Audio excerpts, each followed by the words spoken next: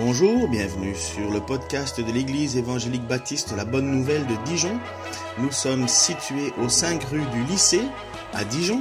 Vous pouvez trouver des informations sur notre Église sur le site internet www.la-bonne-nouvelle.org.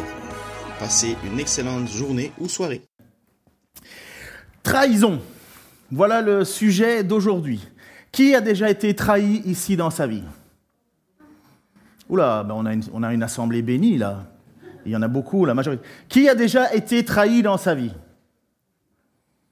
Bon, il y en a qui pensent que voilà. Qui a déjà été trahi par son meilleur ami? Qui a déjà été trahi par les membres de sa famille? Qui a déjà trahi quelqu'un? La trahison est quelque chose de terrible. Être trahi par quelqu'un qu'on aime, c'est recevoir un couteau dans le dos par des personnes qui ont une belle figure, une belle apparence, mais qui en réalité ont des sentiments mauvais, horribles. Et cette trahison, finalement, fait qu'on se retrouve dans une situation où on n'arrive pas à expliquer pourquoi est-ce qu'on a vécu ça. Pourquoi est-ce qu'il m'a fait ça? Parce que, je ne sais pas s'il y a eu des chansons comme ça, on devient les meilleurs ennemis. Le divorce, malheureusement, est un genre de trahison, d'autant plus que si dans le divorce, il y a une question d'infidélité, on se sent trahi, mais profondément trahi. Et la personne qu'on a pourtant aimée de tout son cœur au point de décider de vouloir vivre sa vie avec, devient finalement la personne qui vous a le plus blessé au monde.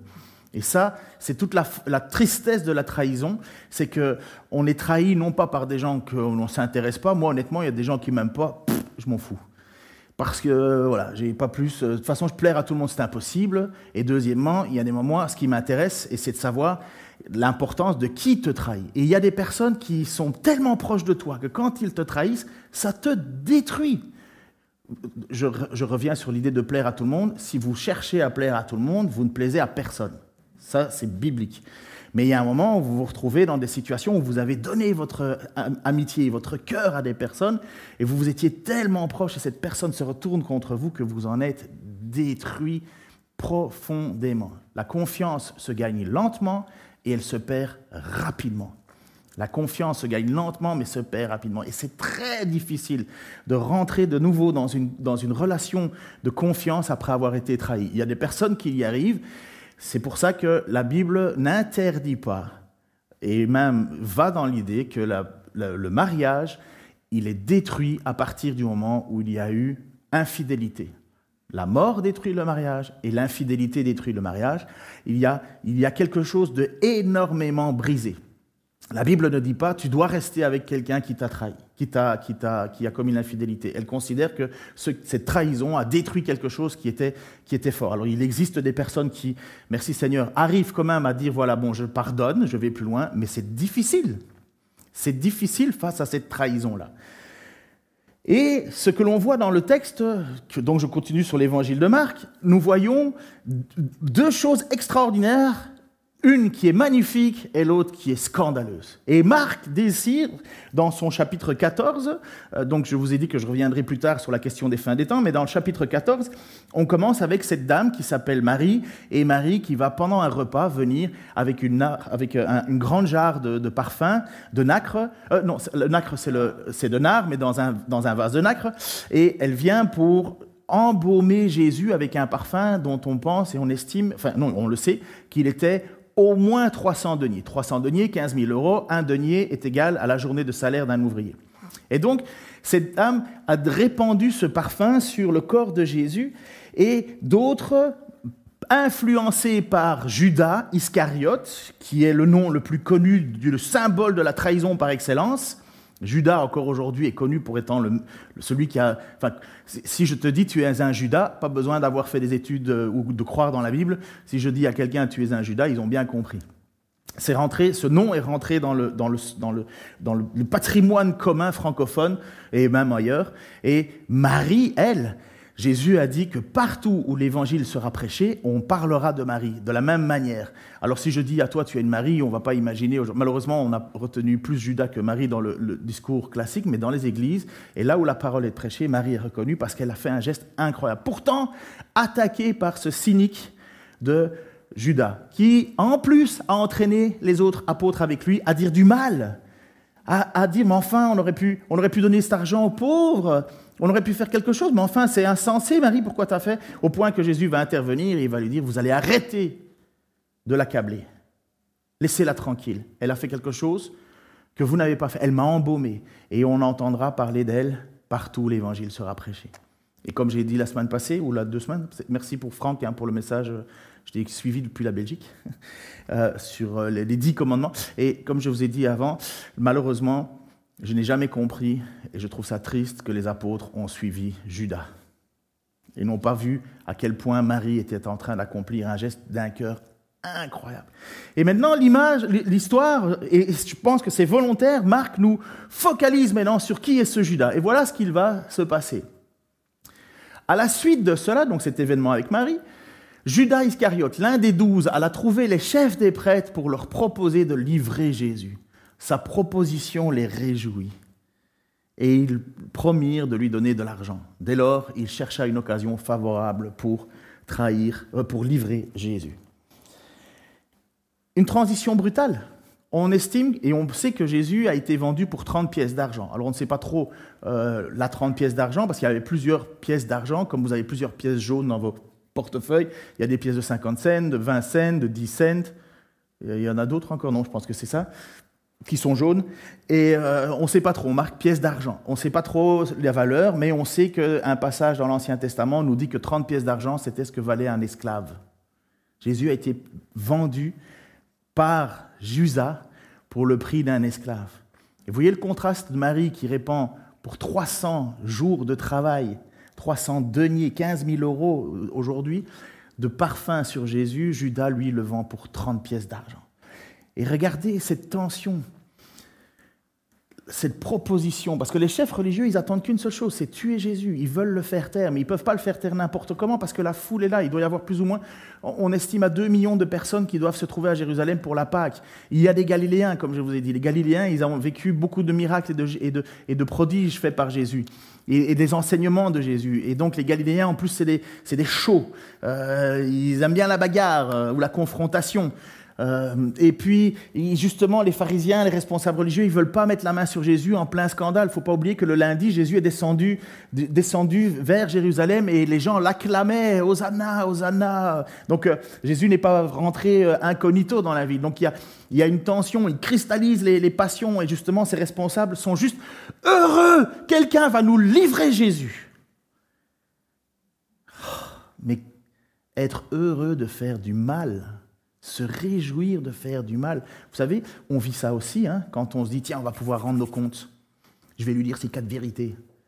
Qu'est-ce qu'on est heureux parfois de croire qu'on va devoir... Et on a cette réjouissance horrible et malsaine en nous. Et là, ils sont en train, sans s'en rendre compte, de faire ça contre le Dieu éternel, 3 fois saint. Alors c'est encore plus incroyable ce qui va se passer dans cette histoire-là. Comme je vous ai dit, l'évangile de Marc, c'est comme si on suivait Jésus caméra sur l'épaule. Et chaque jour, et là on est certainement le jeudi soir. Au niveau chronologique, c'est un petit peu particulier parce que certains commencent le jour le matin, d'autres commencent le jour le soir. La notion des jours est pas aussi nette que nous, midi, 12h, 14h, 24h, c'est pas aussi clair. La manière de couper les choses. Mais par contre, ce qu'on sait, c'est que Jésus allait préparer le repas pascal, donc le repas de la Pâque. On était dans la semaine des jours des pains sans levain, et il y avait des lois. Et donc Jésus obéit à ces lois, parce que ce sont des règles qui ont été données par Dieu. Et comme Jésus doit et va et sera le seul et unique personne à pouvoir obéir complètement à la loi, Franck nous l'a rappelé, il est le seul à avoir pu accomplir pleinement la loi, ça nous est totalement impossible, il fallait que Jésus se soumette à la loi sur les règles et les fêtes en vigueur. Et voilà cette fête qui est donnée, cette fête de Pascal, cette fête de la Pâque, elle est instituée par Dieu, transmise à Moïse, dont Nicolas nous a rappelé ce matin encore qu'il ne se sentait pas digne de recevoir toute cette responsabilité. Et voici le texte qui introduit la Pâque. L'Éternel parla à Moïse et à Aaron en Égypte. Il leur dit, ce mois-ci sera pour vous le premier mois de l'année, donné à toute la communauté d'Israël les instructions suivantes. Alors, qui est Aaron, pour ceux qui ne le savent pas? Aaron était le porte-parole de Moïse.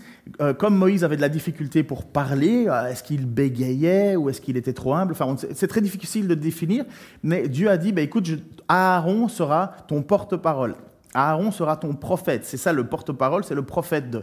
Et c'est Aaron qui, finalement, en plus, va devenir celui qui aura toute la lignée des Lévites. C'est à partir de lui que les Lévites, ce sont les prêtres du temple. Donc, Aaron est le porte-parole de Moïse. Donc, il va et il dit, le 10e jour de ce mois, que chaque maison ou chaque famille se procure un agneau. Si dans une maison, on est trop peu nombreux pour manger un agneau, qu'on s'associe avec la famille voisine la plus proche en tenant compte du nombre de personnes.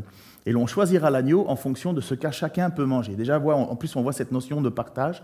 Tu vas taper à ton voisin, et pas pour lui dire « écoute, j'ai pas assez, donne-moi ». Tu vas taper chez ton voisin en disant « j'ai de trop, viens faire la fête avec moi ». Vous prendrez un agneau ou un chevreau sans défaut, mâle, âgé d'1 an. Vous le garderez jusqu'au 14e jour de ce mois. Ce jour-là, tout l'ensemble de la communauté d'Israël immolera, ça veut dire sacrifiera, brûlera, ces agneaux à la nuit tombante.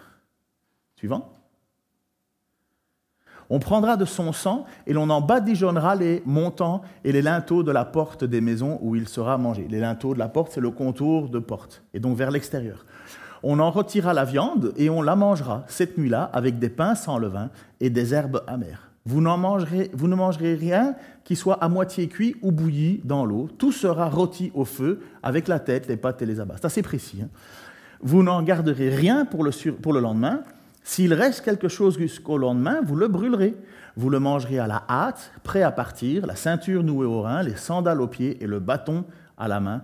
Ce sera la Pâque que l'on célébrera en l'honneur de l'Éternel. Est-ce que j'ai encore une image, Denis ? Oui.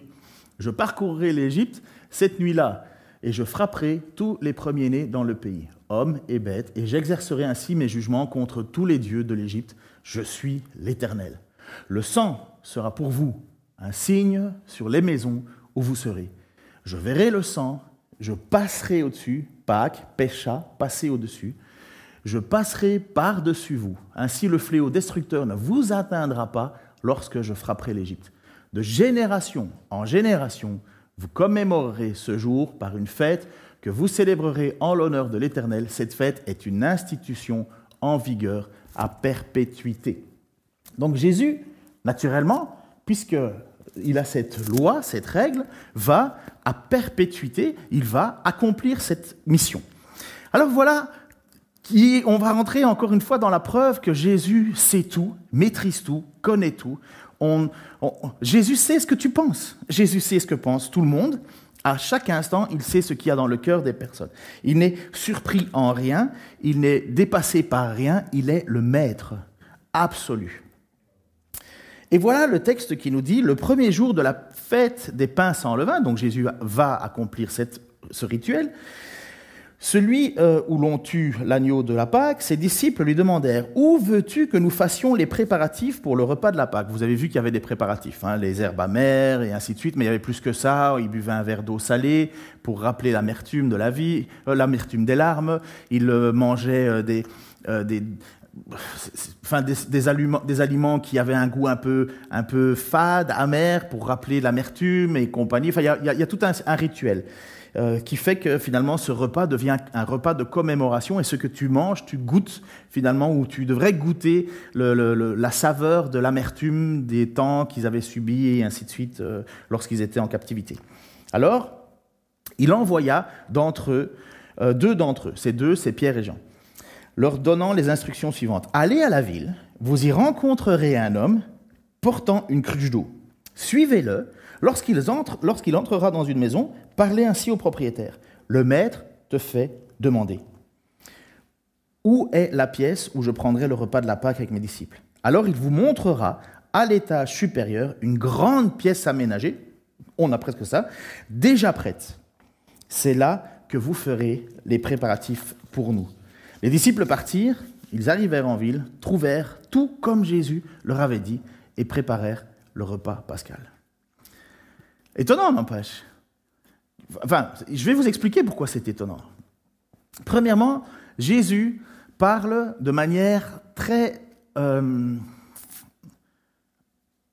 presque en langage codé. Pourquoi? Parce que Judas a décidé de trahir Jésus. Il a déjà été voir les responsables religieux et il n'attend qu'une seule occasion pour pouvoir dire aux chefs religieux, on pense que, j'ai entendu ça récemment, et ce sera l'occasion de prédication plus tard, mais il y a 650 personnes qui viennent pour arrêter Jésus. Il n'y avait pas de photo-robot à l'époque. Il y en a beaucoup, ils ne savent pas qui est Jésus. Jésus, il n'y avait pas des panneaux publicitaires avec Jésus Forever, suis-moi et tu seras sauvé. Il n'y avait rien de tout ça. Il y avait simplement des gens qui connaissaient, quelques-uns connaissaient Jésus, mais ils ne savaient d'abord pas où il était, parce que Jésus ne voulait pas qu'on mette la main dessus. Il est le maître, il décide. Et en même temps, il fallait bien trouver un endroit, à un moment donné, où on pouvait faire cette arrestation sans faire de vagues. Et c'est pourquoi Jésus ne dit pas « on va manger à tel endroit chez telle personne ». Miraculeusement, il dit à deux de ses disciples, Pierre et Jean, « suivez un homme avec une cruche ».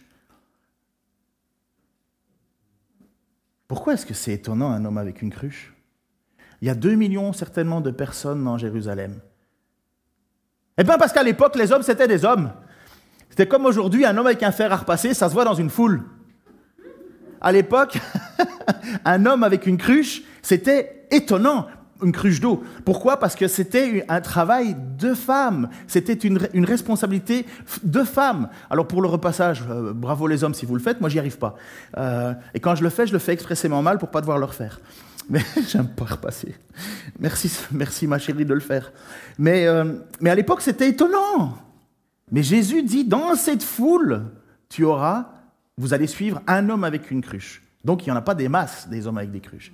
Et Jésus prévient et précise, vous rentrerez dans la maison et vous direz simplement où est l'endroit où le maître doit manger. Et il vous montrera une place. Jésus savait déjà tout ça. On ne sait pas si cet homme est au courant que Jésus lui a donné une mission. On sait juste qu'il y a un homme qui se balade avec une cruche, les apôtres le suivent, ils rentrent dans une maison, il dit c'est ici, et puis hop, tout s'ouvre. Est-ce que Jésus a préparé par l'avance? Je ne sais pas, on ne sait pas. Tout ce que je sais, c'est que les apôtres n'avaient aucune idée de qui suivre. Juste un homme avec une cruche. Et donc on voit encore une fois la maîtrise de Jésus de la situation. Il faut garder ça en tête, pourquoi? Parce que le texte qu'on a lu, on a Marie qui, avant ça, oint Jésus. Et Marie n'est, à mon avis, pas du tout au courant qu'elle est occupée à accomplir un geste prophétique profond. Elle embaume le corps de Jésus. Les gens sont pas... Il faut pas croire que les apôtres pensent que Jésus, vendredi soir, on l'attrape et qu'on le cloue sur une croix et qu'on le fait mourir. Ils ne sont pas du tout au courant. Jésus leur a dit pourtant, mais ça ne leur rentre pas dans la tête. Parce que Dieu ne veut pas que ça leur rentre dans la tête. Parce que Dieu veut accomplir son plan. Mais donc, Marie, sans le savoir, par amour pour Jésus, déverse ce parfum, et en réalité, elle est en train d'accomplir prophétiquement l'embaumement de Jésus, parce qu'on n'aura pas eu le temps de l'embaumer avant de le mettre dans le tombeau. Et puis en même temps, vous avez Judas qui livre Jésus.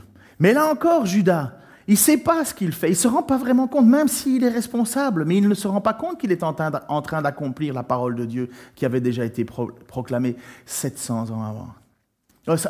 600 ans avant, ou quelque chose comme ça. C'était le roi David qui va le dire dans un de ses psaumes. Et vous voyez, les événements se passent de manière à ce que Jésus accomplit les prophéties et les gens ne le savent pas qu'ils sont en train d'accomplir les prophéties. Marie pour le bien, Judas pour le mal, et cet homme avec ses cruches, à mon avis, il n'en sait pas plus, mais il est en train d'accomplir un miracle. Je dis pour ça pourquoi?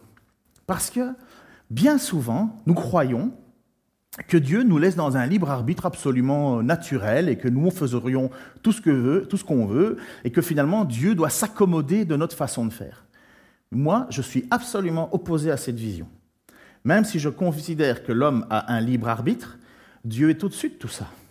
Dieu est au courant de tout. Dieu dirige tout. Dieu a tout entre ses mains.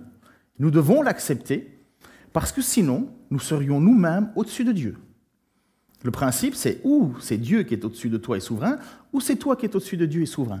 Ou est-ce que Dieu doit se composer avec ta façon de vivre, ou bien est-ce que c'est Dieu qui est au-dessus de nous? Alors nous, ça nous embête parce qu'on se dit, alors on est des robots, des pantins.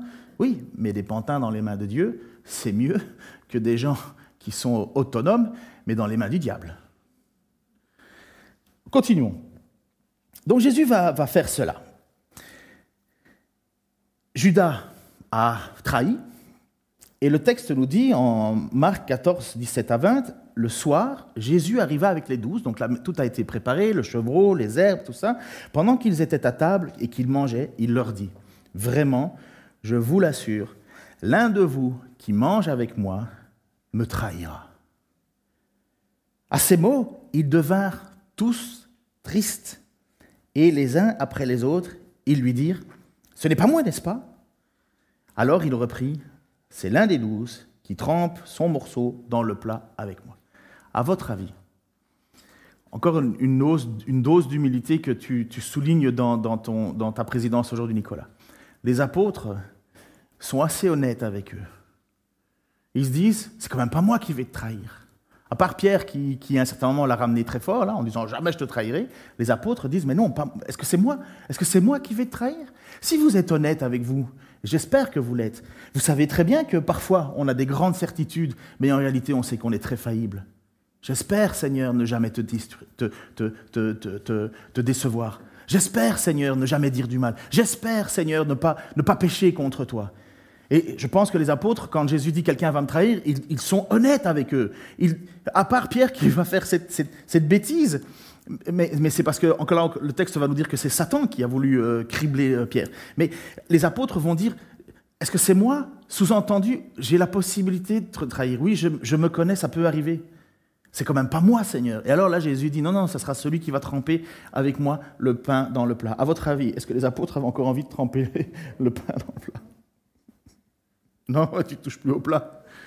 Pas moi. Mais je pense que là encore, ils n'ont pas compris. Là encore, Dieu mettait la main sur eux afin que, même s'ils entendent, ils ne comprenaient pas tout. Ils n'étaient pas là en train de dire « il ne faut pas toucher au plat et compagnie ». Parce que quand ils disent « c'est moi », il n'y a personne qui a dit « ouais, tout le monde sait, c'est Judas le traître ».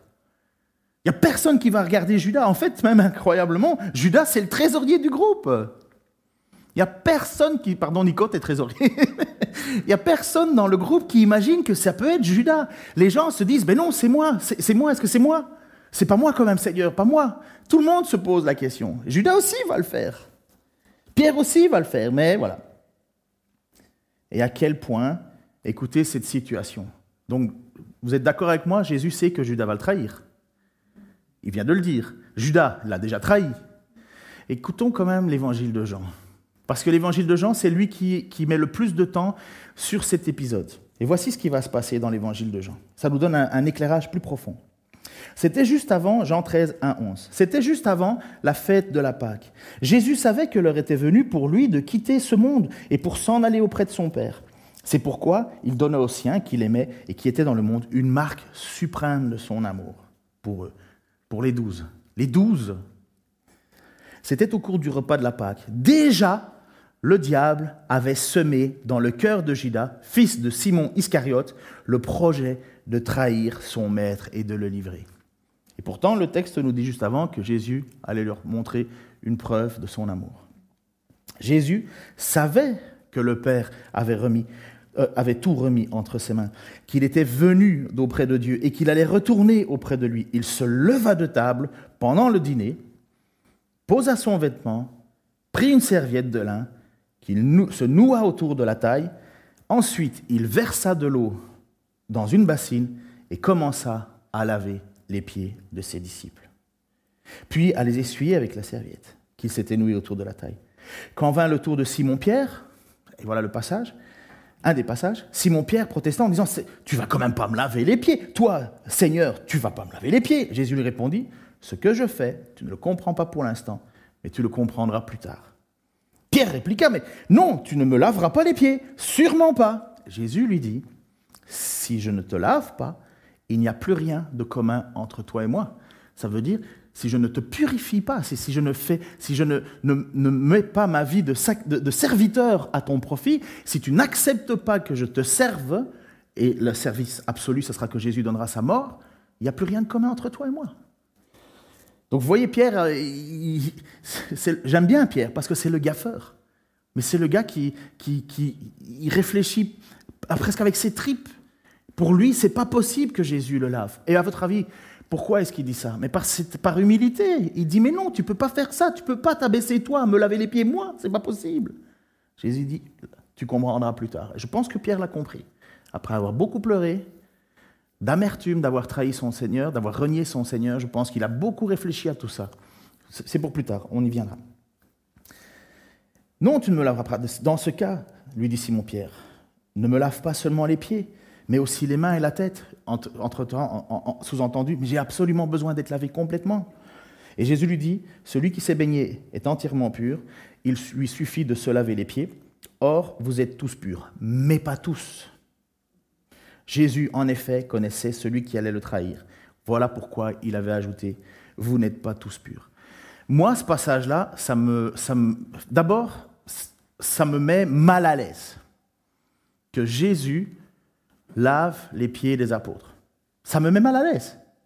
Parce que Jésus est parfait, 3 fois saint. C'est nous qui devrions nous coucher à ses pieds. C'est nous qui devrions être en train de le servir constamment. Ce roi serviteur, lui qui a autorité sur la tempête, le vent, l'eau, lui qui a guéri des lépreux, lui qui, pendant le repas avec Marie, je vous signale qu'à table, il y avait Simon, ex-lépreux, et Lazare, ex-mort. Il était mort, Lazare. À votre avis, vous dites, mais non, je ne mérite pas que tu me serves autant. Et moi, je comprends l'attitude de Pierre en disant, mais non, fais pas ça, jamais. Pierre, je vais le faire et tu comprendras ça plus tard. Mais non, fais pas ça. Pierre, si je ne le fais pas, il n'y a plus rien de commun entre toi et moi. Ben, lave-moi complètement alors. Non, Pierre, tu n'es pas impur. Il y en a un dans cette salle qui est impur. Et je suis certain, même si le texte ne semble pas l'affirmer, mais pas plus qu'il l'affirme pour les autres 11 autres apôtres, il a lavé les pieds de Judas. C'est ça qui me met mal à l'aise. Vous savez, je n'ai pas envie de laver les pieds de tout le monde ici. Il y en a certains, là, je les laverai avec grand plaisir et joie. 2 fois. Il y en a d'autres, il faudrait que je m'abaisse, que je m'humilie profondément, parce que je sais, non pas parce que je lis dans leurs pensées, mais je sais qui ils sont. Et j'ai déjà des coups de blessure. Et chaque personne dans l'Église doit vivre ça. On vit avec les coups, on vit avec les blessures, mais on continue à vouloir du bien à ceux qui nous maudissent. Parce que Jésus va nous enseigner, ou Paul va nous dire, non, Jésus va dire, faire du bien à tes amis. Tout le monde peut faire ça. Moi, je vous dis, aimez vos ennemis. Jésus se retrouve devant celui qui va le trahir pour 30 pièces d'argent et qui l'a déjà fait. Il lui lave les pieds. Vous comprenez ce repas de Pâques, l'ambiance qu'il doit y avoir? Quelqu'un ici, donc il se rassit, quelqu'un ici au milieu de la pièce va me trahir. C'est quand même pas moi. Celui qui trempera avec moi le morceau. Jésus, et le texte va aller plus loin encore, il va dire trahir Jésus, il le fallait, écoutez, parce que Marc 14, 21a, j'ai pris le début du verset 21, certes, le Fils de l'homme s'en va conformément à ce que les Écritures annoncent à son sujet. Certes, le Fils de l'homme s'en va conformément à ce que les Écritures annoncent à son sujet. Donc Jésus est en train de dire, ce qui se passe, et même la trahison, c'est conforme à l'enseignement de la Bible. Ce n'est pas une erreur de parcours, ce n'est pas une improvisation. Je sais ce qui se passe. Les Écritures l'avaient déclaré. Il est en train d'arriver ce que David, dans son psaume 41, a déclaré. Et là, c'est là que vous allez voir un petit peu ce que c'est qu'une parole prophétique dans l'Ancien Testament. Dans l'Évangile, vous avez l'Ésaïe 53. Je pense que tout le monde a déjà entendu Ésaïe 53, je l'espère en tout cas. Qui a cru à notre histoire et ainsi de suite. Et c'est donc finalement l'annonce du Sauveur qui vient non pas pour... il ne vient pas pour détruire les mauvais, mais il vient pour sauver les pécheurs. Et à un certain moment, si vous vous souvenez, pour ceux qui ont déjà lu un peu la Bible, il y a eu un passage avec Philippe, je pense que quelqu'un l'a cité, Philippe. Philippe, il est là, et à un certain moment, il est transporté par le Saint-Esprit. Donc Jésus est mort et ressuscité déjà et compagnie. Et il se retrouve sur un chemin. Et là, il y a un homme qui vient, un eunuque égyptien qui fait partie de la haute classe. Et il est en train de lire, quoi ? Ésaïe 53. Et pendant ce temps, l'eunuque, il est en train de lire un passage. Et Philippe lui dit, est-ce que tu comprends ce que tu lis ? Et là, qu'est-ce qu'il va lui répondre ? Comment est-ce que je pourrais si personne ne me l'explique ? Et c'est là où il va poser cette question, et je trouve ça magnifique, la question de ce eunuque. De qui parle l'auteur ? De lui ou de quelqu'un d'autre ? Et c'est ça, toute la particularité des textes prophétiques, c'est qu'il y a des moments, ça sort comme ça, boum. Mais de qui il parle ? De lui ou de quelqu'un d'autre ? Et les prophéties, c'est bien souvent des choses qui se sont appliquées à un moment précis, mais dont il va y avoir encore une autre réalisation plus tard. Et voici le texte que Jésus va citer pour dire conformément aux Écritures. Il va citer Psaume 41. Alors je vous ai pris l'ensemble du texte, enfin l'ensemble. Voici ce que David, c'est David, on est en train de parler de David qui est en train de se battre contre Obed-Édom, je crois. Mes adversaires parlent méchamment contre moi. Quand donc va-t-il mourir ? Quand donc l'oubliera-t-on ? Si l'un d'eux vient me voir, il se met à mentir. Il amasse en lui-même un tas de médisances et sort pour les répandre. Mes ennemis chuchotent tous ensemble à mon sujet, méditant mon malheur. Cette maladie qui le frappe, quelle mauvaise affaire! Il a dû s'aliter, il ne se relèvera plus. Et même, voilà ce que Jésus s'applique comme parole prophétique, et même mon meilleur ami en qui j'avais mis ma confiance. C'est dur parce que j'ai déjà été trahi plein de fois. Et même mon meilleur ami, en qui j'avais mis toute ma confiance, celui qui partageait mon pain, il s'est tourné contre moi. Mais toi, ô Éternel, aie donc pitié de moi, et viens me relever, je leur rendrai leur dû. Ça, c'est pour Jésus. Voici comment je reconnaîtrai ton affection pour moi. C'est quand mon ennemi aura cessé de triompher de moi. Il y a un jour, il n'y aura plus de trahison. Ça va être fini tout ça. Ces coups de vache. À cause de mon innocence, tu viens me soutenir. Tu me fais subsister devant toi pour toujours. Loué soit l'Éternel, le grand Dieu d'Israël, depuis toujours et pour toujours. Amen, amen. Et voyez, ce texte biblique, pardon pour l'émotion, j'ai un côté féminin aussi, même si je ne fais pas de repassage. Cette maladie qui frappe, et même mon meilleur ami. Judas a passé 3 ans dans la présence de Jésus. Il l'a vu accomplir des choses extraordinaires. Il a eu l'occasion de se tourner vers Dieu. Il n'a pas été rejeté par Jésus. Jésus a été jusqu'à lui laver les pieds. Il a été au bénéfice d'une grâce et grâce et grâce.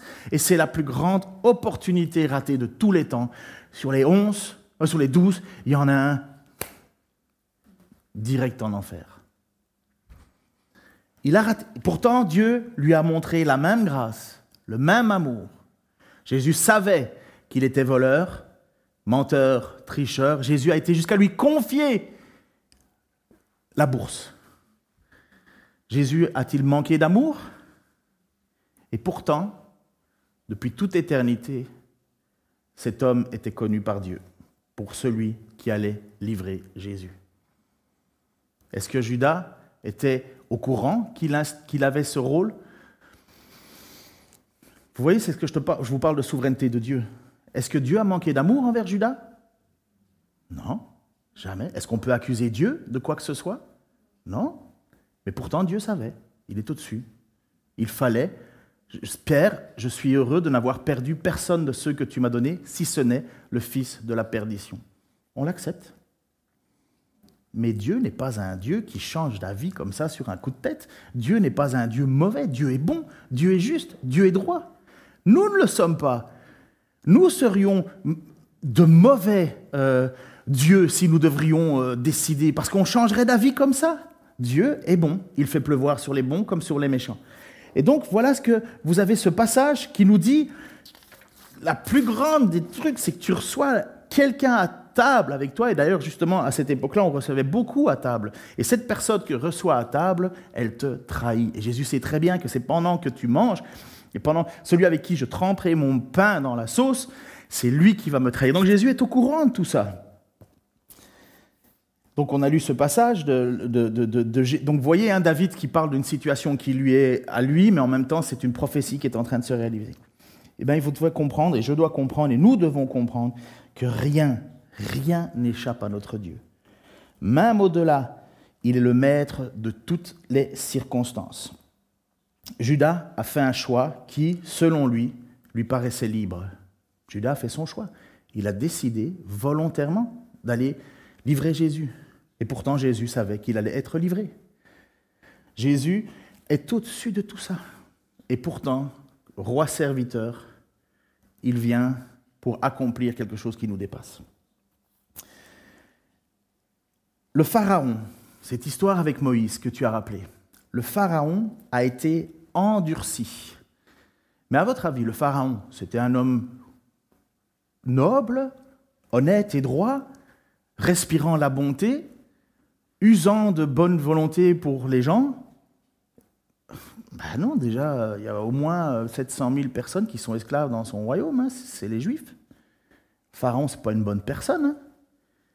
Pourtant, Dieu va demander à Moïse d'aller parler à Pharaon et de lui dire « Laisse partir mon peuple ». Et Dieu de dire à Moïse « Tu vas lui parler parce que je t'envoie, mais il ne t'écoutera pas, parce que je l'endurcis ». Mais pourquoi tu l'envoies alors? Et c'est quoi l'idée? Pauvre Pharaon, il n'a vraiment pas de chance. Hein Ah, comment ça, pas de chance? Qui mérite d'être sauvé ici? Qui peut dire devant Dieu, je suis droit, juste et honnête? Personne, tout le monde est condamné. Tout le monde est privé de la gloire de Dieu. Et Dieu fait ce qu'il veut. Je vais revenir à ça. Regardez ce texte où Judas, donc je vais y arriver, Moïse est envoyé. Exode 7:1-5. Regarde, je te fais Dieu pour Pharaon. C'est Dieu qui dit à Moïse qu'il va en faire un Dieu. Donc un Dieu, ça veut dire quelqu'un qui a une autorité. Bien sûr, ce n'est pas Dieu au même niveau que l'Éternel. Et ton frère Aaron te servira de prophète. Toi, tu diras tout ce que je te donnerai, et ton frère Aaron le répétera au Pharaon pour qu'il laisse partir les Israélites de son pays. Et moi, je rendrai le Pharaon inflexible. Mais qu'est-ce que c'est que ce genre de mission où Dieu t'envoie parler à quelqu'un que tu sais qu'il ne va pas t'écouter? Vous avez déjà fait de la vente? Vous avez déjà été vendeur, je ne sais pas, comme un camelot, un commerçant? Voilà, moi j'ai fait ça aussi. Imagine-toi que tu sais que le matin, tu pars pour aller vendre ta camelote, puisque c'est ça l'idée, camelote, et que tu sais qu'il n'y a personne qui va écouter. Personne ne va t'acheter, même pas si tu leur offres 2 chiffons au prix de 1. Personne. Est-ce que tu te lèves le matin pour y aller? En plus, il fait gris, il pleut, imaginons. Mais non, tu te dis, Eh ben, c'est un peu la même idée. C'est Moïse, tu vas aller parler, je fais de toi un Dieu. Alors nous, je suis Dieu, je vais parler, les choses vont se mettre comme je le décidais parce que j'ai le pouvoir divin. Tu n'auras même pas besoin de te fatiguer de parler parce que je vais mettre Aaron qui parlera à toi. Il sera ton prophète. Là, tout le monde est là en disant « Ouais, ben, tu vas parler avec le pouvoir divin, mais il ne t'écoutera pas. » Wow. Oh. Mais c'est ça la question de l'humilité. Dieu nous envoie, mais Dieu reste chef. Et donc voilà, et moi je rendrai Pharaon inflexible et je multiplierai les signes miraculeux et les prodiges en Égypte, mais il ne vous écoutera pas. Alors j'interviendrai en Égypte et je ferai sortir mon peuple, les Israélites, comme une armée en bon ordre, en exerçant de terribles jugements. Les Égyptiens, et ça le but, les Égyptiens sauront que je suis l'Éternel quand j'interviendrai en Égypte pour en faire sortir les Israéliens. C'est la manière dont Dieu a décidé de se faire connaître, en endurcissant le cœur de Pharaon et en faisant sortir d'Égypte un peuple au cœur dur comme de la pierre, au point qu'il les a fait tourner dans le désert et en fait mourir toute une génération. Qu'est-ce qu'on doit voir là? La grâce de Dieu, le jugement de Dieu, l'omniscience de Dieu, la souveraineté de Dieu.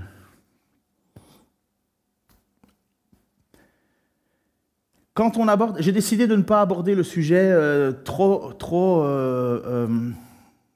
oui, mais est-ce que Judas avait l'occasion de pouvoir dire oui, non, pauvre petit Judas, finalement Judas c'est un pion, nanana. Vous voyez, ça ne m'intéresse pas ça. Nourrir notre rancœur, enfin nourrir notre ego en disant, mais finalement, un homme, oh, qu'est-ce que tu as fait à Judas? Parce que le texte dit que Dieu avait prévu Judas. Donc, je n'ai pas envie de nourrir ce côté-là en nous. J'ai envie de nourrir le côté, plions le genou devant le Dieu éternel. Plions le genou devant le Dieu éternel. Et voici ce que Paul va dire aux Romains, dans l'Épître aux Romains. Pour dire, il parle à une église qui est considérée complète de juifs et de non-juifs. Et il va leur rappeler que de toute façon, ce n'est pas parce que tu es juif ou que tu es non-juif que tu es sauvé, c'est parce que Dieu le veut. Par grâce. Et il y en a certains qui vont certainement dire, bah oui, mais finalement, de toute façon, on a une vie de pantin, hein, Dieu fait de nous avec ce qu'il veut. Paul va dire, ben oui. Et voici ce qu'il va dire. Romains 9, 14, 18. Mais alors, que dire?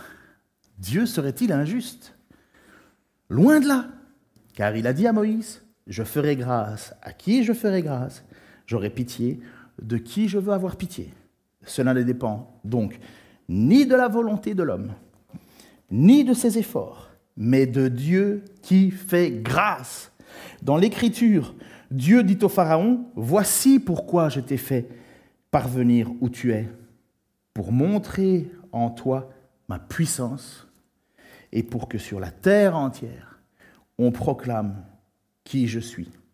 Ainsi Dieu fait grâce à qui il veut, et il endurcit qui il veut. » Vous êtes d'accord avec ça? Donc si je vous dis ça, vous êtes d'accord, le fait que vous êtes sauvés, non pas parce que vous gesticulez magnifiquement bien, mais parce que vous avez reconnu que Jésus-Christ est mort comme Seigneur et Sauveur, comme est mort pour nous. Vous avez reconnu que vous ne méritiez pas que Jésus vous lave et s'abaisse à vous laver les pieds, et que vous seriez dans une pièce en train de dire, mais c'est quand même pas moi qui vais te trahir, pas moi. Mais que si Dieu n'intervient pas, si Dieu ne fait pas quelque chose, et pourtant, gardez ceci dans vos cœurs. Nous ne pouvons rien faire pour être sauvés que d'avoir la foi. La foi, c'est un mélange d'espoir et de crainte. C'est un mélange d'humilité et de courage. C'est un mélange de repentance et d'obéissance. Marie en est l'exemple absolu. Et nous la citons encore aujourd'hui. Et le texte va dire suivant, après, Jésus va dire ceci, « Mais malheur à celui qui trahit le Fils de l'homme. Il aurait mieux valu pour lui ne pas être né, ne jamais être né. » C'est une grâce. Je suis né sans connaître Christ. Vous êtes certainement nés comme tous sans connaître Christ. Et à un moment, Dieu est venu dans votre vie, vous a montré qui il était, d'une manière ou d'une autre. Il a plein de manières de faire, mais il vous a mis devant une fête.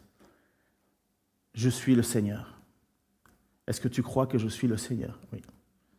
Oui, je crois. Est-ce que tu crois que je suis mort et ressuscité pour régler le gros problème du péché dans ta vie?